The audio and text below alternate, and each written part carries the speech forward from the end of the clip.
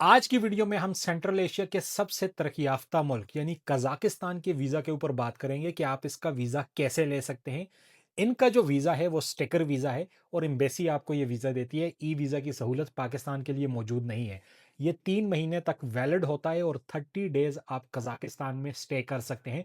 दो cities Kazakhstan के बहुत मशहूर हैं, जैसे अस्ताना हो गया और अलमाती हो गया। कजाकिस्तान के वीज़ा के लिए सबसे इंपॉर्टेंट चीज़ है कि आपके पास इनविटेशन लेटर होना चाहिए और ये जो इनविटेशन लेटर है ये अटेस्टेड होना चाहिए वहां की इमिग्रेशन डिपार्टमेंट से। किसी भी कंट्री का इनविटेशन लेटर लेना बहुत आसान होता है। कुछ कंट्रीज को छोड़कर आप इनविटेशन लेटर खुद मंगवा सकते हैं, जैसे कि अगर आपने कजाकिस्तान जाना है तो गूगल पर कजाकिस्तान और आगे कोई ट्रैवल एजेंट लिख लेंगे। थोड़ी सी अगर आप एफर्ट करेंगे तो आपको पता चल जाएगा कि वो एजेंट अपने कंट्री में किसी इमिग्रेशन डिपार्टमेंट के साथ या टूरिज्म डिपार्टमेंट के साथ रजिस्टर है। उसका कोई नंबर होगा, वो सारी चीज़ें आपने कंफर्म करने के बाद उनको पैसे भेजने, वो आपको इनविटेशन लेटर भेज देंगे। अगर आपको किसी कंट्री का इनविटेशन लेटर नहीं मिलता तो आप वहाँ पर किसी ट्रैवल एजेंट से कोई पैकेज परचेज़ कर सकते हैं। पैसे देने की ज़रूरत नहीं है, उससे सारी चीज़ों की बुकिंग कर लें, वो आपको आइटिनरी बना के दे देगा। और अगर आपका वीज़ा लग जाए फिर आपने जाकर उसके साथ, ज़ाहिर है, आपने ट्रैवल करना होगा और यही बेहतरीन तरीका होता है जिन कंट्रीज़ की इनविटेशन मुश्किल से मिलती। कज़ाकिस्तान का इन्विटेशन लेटर रिलेटिवली थोड़ा-सा महँगा है क्योंकि ये कंट्री थोड़ा डेवलप है, इसलिए यहाँ पर महँगाई थोड़ी-सी ज़्यादा है बनिस्बत दूसरे कंट्रीज़ की।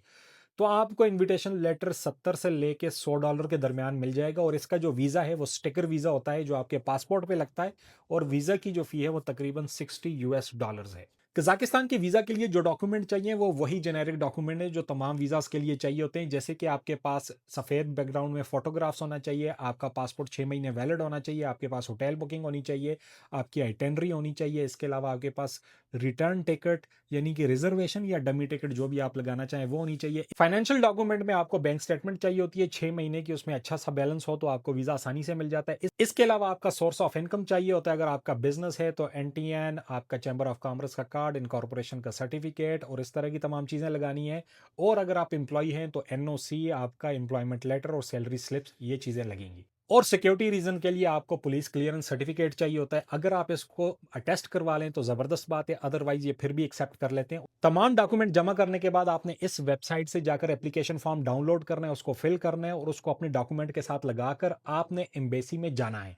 एम्बेसी में जब आप अप्लाई करेंगे तो हो सकता है आपसे इंटरव्यू हो जाए और वो आपसे पूछे कहाँ जाना है, क्यों जाना है, प्रायर ट्रैवल हिस्ट्री आपकी क्या है और आपका बिजनेस क्या है, जॉब क्या करते हो, ये सारी चीज़ों के लिए आपको तैयार रहना पड़ेगा। और मोस्ट प्रोबेबली आपको वीज़ा मिल जाएगा। इतना मुश्किल वीज़ा नहीं है अगर आपके पास इन्विटेशन अच्छा है।